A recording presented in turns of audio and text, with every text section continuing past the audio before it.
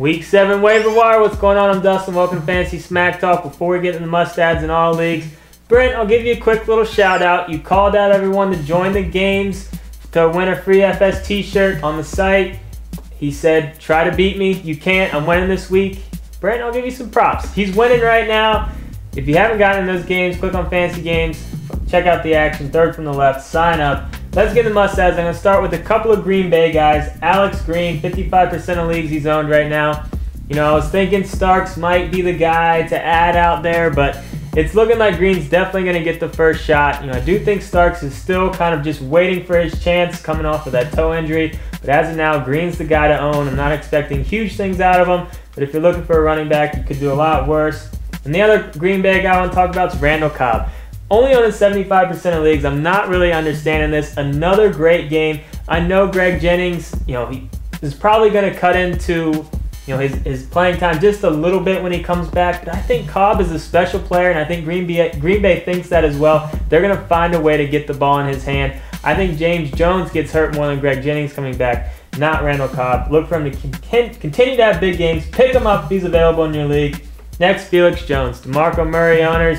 It's not looking good for him week 7. Who knows, maybe even miss a little bit more time. Felix Jones looked okay. You know, he's definitely the guy to add. Decent short-term value for you if you can get him in your league. I wouldn't use a great waiver number on him, though. I actually wouldn't use a great waiver number on really any of these guys, except for maybe Cobb if you really need a receiver. But all these guys do offer some value, some short-term solutions type stuff, but I would probably save the #1 waiver if I got it this week. But Felix Jones, decent short-term solution. Another guy, William Powell, only owning 35% of leagues out there with Arizona, filling in for Ryan Williams, who's done for the year. It's definitely looking like Powell's going to be the guy out there. He outplayed Stephen Howlings by a lot.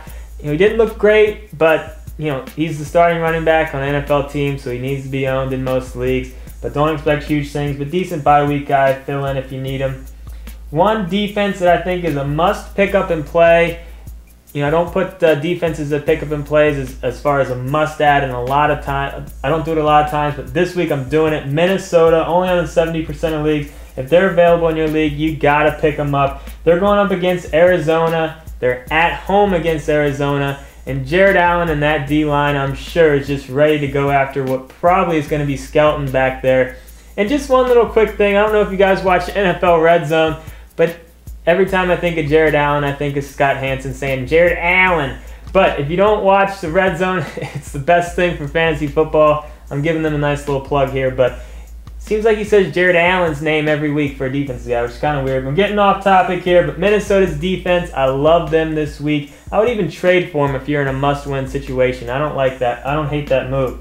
Let's get into some people to add in deeper leagues. First guy I'm going to talk about is Vic Ballard, only under 45% of leagues. Didn't look amazing. Colts were playing from behind. He didn't get a chance to really run the ball that much, but he's going to be the guy for a couple of weeks. Decent short-term solution if you need someone. Hardesty, you know, you just pay attention to what goes on with Trent Richardson. If he's going to miss any time, as of now, it's questionable whether he plays week 7, but Hardesty's the guy to own there. You know, not a ton of upside there, but he could give you 1 week of production if Richardson ends up missing a game.